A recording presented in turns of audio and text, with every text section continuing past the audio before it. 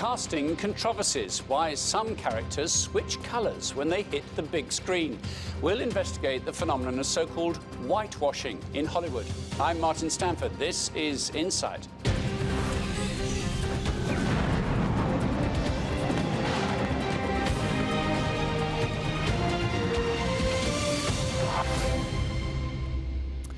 Welcome to Insight. From epic set in ancient Egypt featuring not a single Egyptian, to iconic Japanese characters turning not Japanese, Hollywood stands accused of having a problem with so-called whitewashing. The phenomenon of white star actors being cast in non-white roles isn't a new phenomenon, but the social media age means audiences are more attuned to spotting it and complaining. Insight's Emma Birchley has our report. Look back at Laurence Olivier blacked up as Othello, or Katharine Hepburn's Asian makeover as Jade in The Dragon Seed, even Elizabeth Taylor as Cleopatra, and it can all feel a bit uncomfortable. Decades on, you might imagine it had changed. But in the live-action remake of the manga classic Ghost in the Shell, the role of the cyborg heroine wasn't given to a Japanese star. Instead, a white American. You think they see you as some kind of hero? And in the China-United States collaboration, The Great Wall, the hero is played by, you guessed it, another white American. Critics call it whitewashing. It's a practice that's driven Hollywood actor and filmmaker Daniel York to protest outside stage doors. Things like The Great Wall, I mean, it's been ridiculed in China, it's been ridiculed over here, and it just, I don't think it does anybody any favours at the end of the day, and also it panders to this kind of white male worship, I think, which is insidious, and it creeps in that we can't do anything without a privileged white male to rescue us. The scale of the issue was revealed in a study of the top-grossing 100 movies of 2015 in the United States. Only 14% of films featured a non-white lead or co-lead actor, and just 9% of directors were black or Asian. Yet 45% of cinema tickets were bought by people from minority ethnic groups. The bottom line for the big studios is the need to make as much money at the box office as possible, and that means avoiding risk. The result is safe bet stars are chosen for lead roles time and again, and in the majority of cases, those actors are white. According to Dr. Onamik Saha from Goldsmiths University of London, the reasons are deeply entrenched, not helped by the fact 94% of Hollywood executives are white themselves. There's certain decisions made about, for instance, casting, or what films are to be commissioned and produced, and what kind of budgets they receive are kind of based on having, on a particular worldview and a particular mindset. I don't even think it's generally a case that the industry's full of racist bigots. In some ways you could argue that the media features more, people who consider themselves liberal in lots of ways. But nonetheless, they are all, if you have people who all belong to the same group, inevitably they're going to make decisions that are all alike. And it's very hard to rock the boat and challenge that. The talent agencies aren't helping either. In Hollywood, a connection with one of the three biggest organisations is often the way into the lead roles, yet only a fraction of top non-white actors are represented by them. But in the end, it could be the audiences themselves who initiate change. Certainly Ghost in the Shell has bombed at the box office, as has The Great Wall in the US, if not in China. There's evidence that does suggest that audiences aren't as conservative. They're not as scared of difference as much as the industry thinks they are. So what it takes is kind of taking more risks, essentially. I think any vibrant industry is slightly ahead of its audience, introducing new things to them all the time, and you're getting a situation where the audience is getting ahead.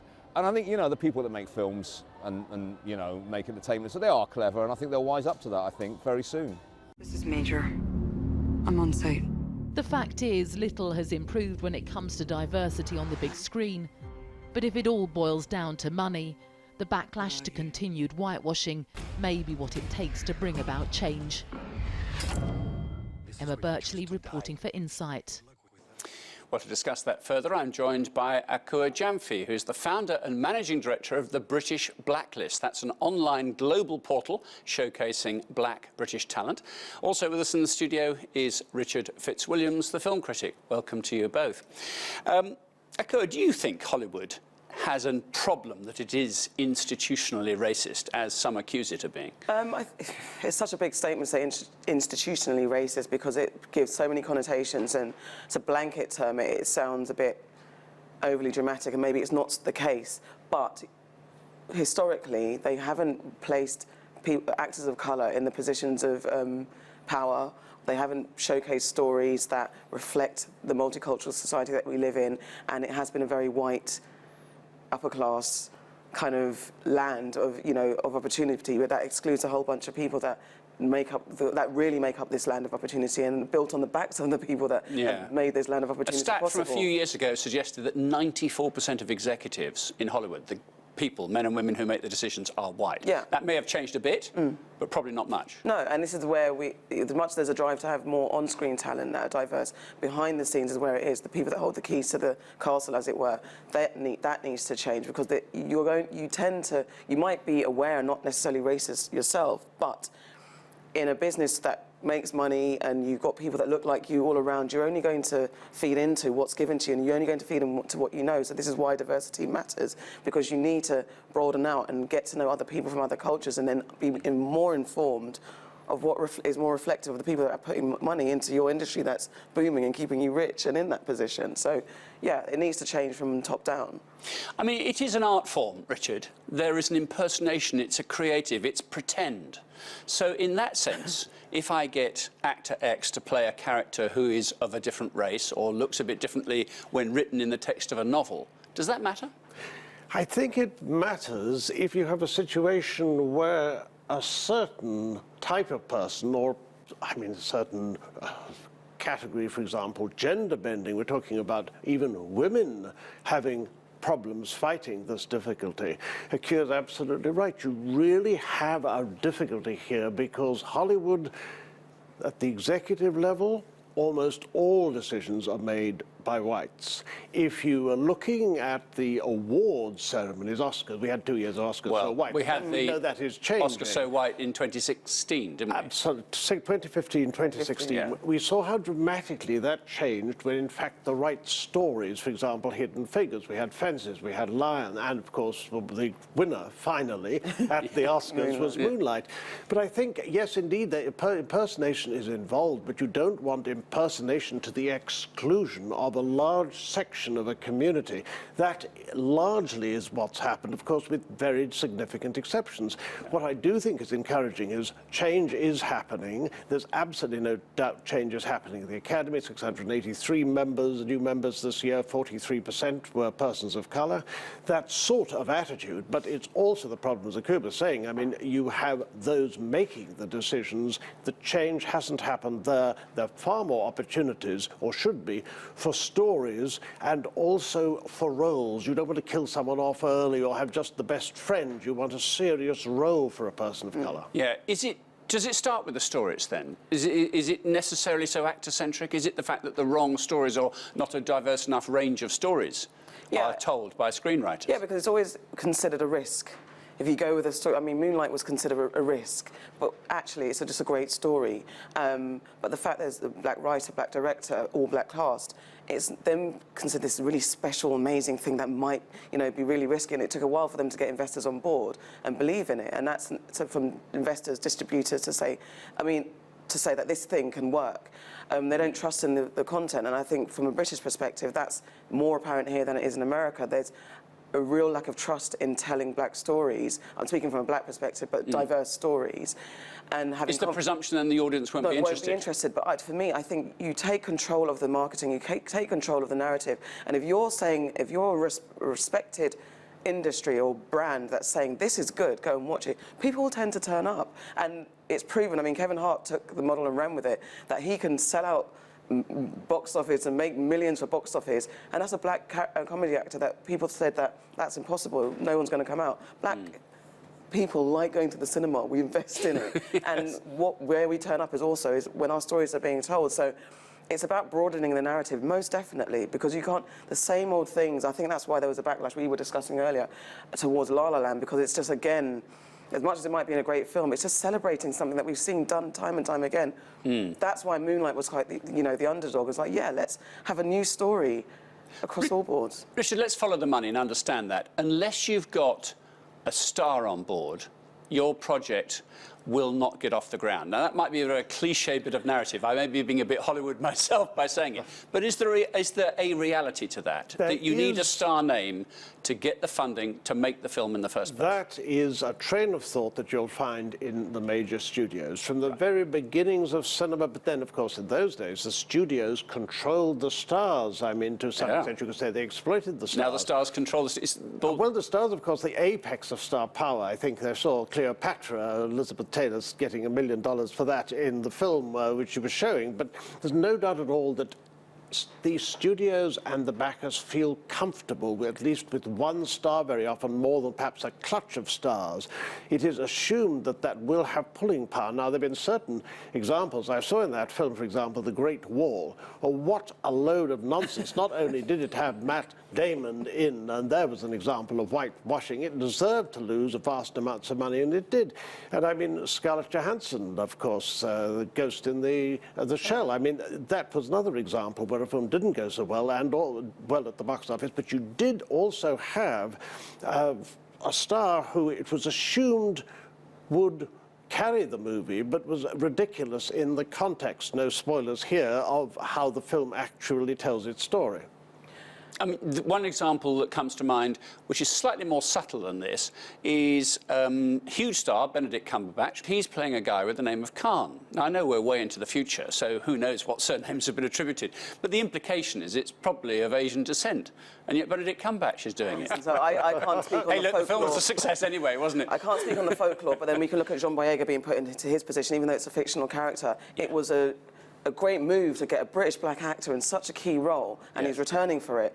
That, I don't know, again, this is a new narrative. I'm not Star Wars savvy fully, so I don't know if Finn was a creator character or someone who's in the history of it, and whether he was always meant to be black, but there was less backlash about someone like him because it's recreated, new character, as far as I know, and we could buy into it. Something that's tried and tested and maybe, again, looking like someone like James Bond, changing his race, I don't agree with. I think that's something that's iconic and can stay. I'm happy for him to stay as a white man. Perfect. And as a man. And as a man, I don't. Yeah. I have no problem. There's a discussion of whether it should be a woman. Yeah, just leave that. He's James Bond. I think that's fine. Yeah. But then for me, what the problem is where there's a lack of, why not put, if you're going to say Idris Elba should be the new James Bond, how about Idris Elba takes Luther into that realm and becomes Luther, the super spy, super detective or whatever like that. On his own terms? On his own terms, instead of showing, that's not diversity to me. So when you run your site trying to promote the talents of actors of colour, what do you come across against? What arguments, what pushback do you have to try and fight against? There is no pushback, because it's like, to be honest, the pushback... You've got an easy job. I've got an easy job because I think when I launched the site, it was because I felt when you go to Broad Street or a mainstream newspaper, for example, that's talking about a film, usually there's some black talent that I know of that's not going to be listed in the synopsis, in the headline or anything. They're not going to get mentioned, but they might actually have a good role. Daniel Kaluuya had a great role in Sicario, but he was barely mentioned when it was promoted, and that film did really well. Now he's a star of one of the biggest massive films ever, Get Out. He's a leading star, British black actor. He wouldn't have been, he wasn't mentioned, and he wouldn't have been mentioned if it was left to the British press alone. Do you understand? So this is where British Black was born. So I haven't found pushback in regards to having people to talk about and having people to celebrate, even putting their attention across casting directors and film production companies who said, heard about that person on your site, we're going to get them in. And it's generated this new... There's a further complication here, Richard, in the sense there's a bit of jealousy, rivalry or pushback from some actors of colour in Hollywood, seeing the British black actors who you're promoting so well actually taking on roles and playing Americans in TV roles or, in mainstream movies. I mean, is that just that the British actors are better trained and more versatile? I think that it is not very reasonable, because if you look at Selma, incidentally, a film that was snubbed at the Oscars, this really was a scandal, and Ava DuVernay's superb direction didn't even get a nomination, but David Oyelowo, I mean, as Martin Luther King, I mean, that was an example of how a British black actor can play an American, just as recently, I mean, we've seen in The Crown, white John Lithgow plays Churchill brilliantly. Yes. So that's, you know, An iconic British figure, yeah. I mean, Daniel Day-Lewis, for example, in Lincoln, no one could have been better. So our actors are superb. But one of the things that Kurt was mentioning, I mean, with reference to this fight that there is to get more black British talent on screen, the statistics that BAFTA, which are attending to this, for example, they've got a new diversity quotient in 2... That's the British Academy of Artists and celebrates acting yes. and creative industries, yeah. They've got 2 further categories that they are making diversity absolutely pivotal to films being nominated in those categories. But the disgraceful statistic that's just come out in the last decade, apparently, only 13% of British films have a top black performer in it, and some 60 plus have practically none, not a named figure. So to speak on that as well, and that's the problem over here with the British industry, is that there's even less trust or faith in British black talent. So this is why they are going to America. So it was Samuel L. Jackson who made the statement, and he said he was misinterpreted, but I can understand that in an industry across the board that doesn't recognise black talent, speaking from a black perspective, enough, there's limited roles in America for African Americans. So over here, there's even less roles, and then the opportunities are coming in America because they're looking at our talent and thinking, well, wow, they're brilliant, they're well-trained, and there's a reputation from white or black or whatever, or Asian. But when you come from Britain, you've got the better training, so we're going to get them in. The whole industry needs to change so that people don't feel marginalised, and then they feel like there's more opportunities. And if we were more like the stage, for example, where you've got colour-blind casting so successful both here, and I mean, look at Hamilton in Broadway. Yeah. Couldn't be more successful. We will continue our conversation in just a moment. You're watching Insight next. More of the extraordinary levels of power and control available to the top Hollywood stars.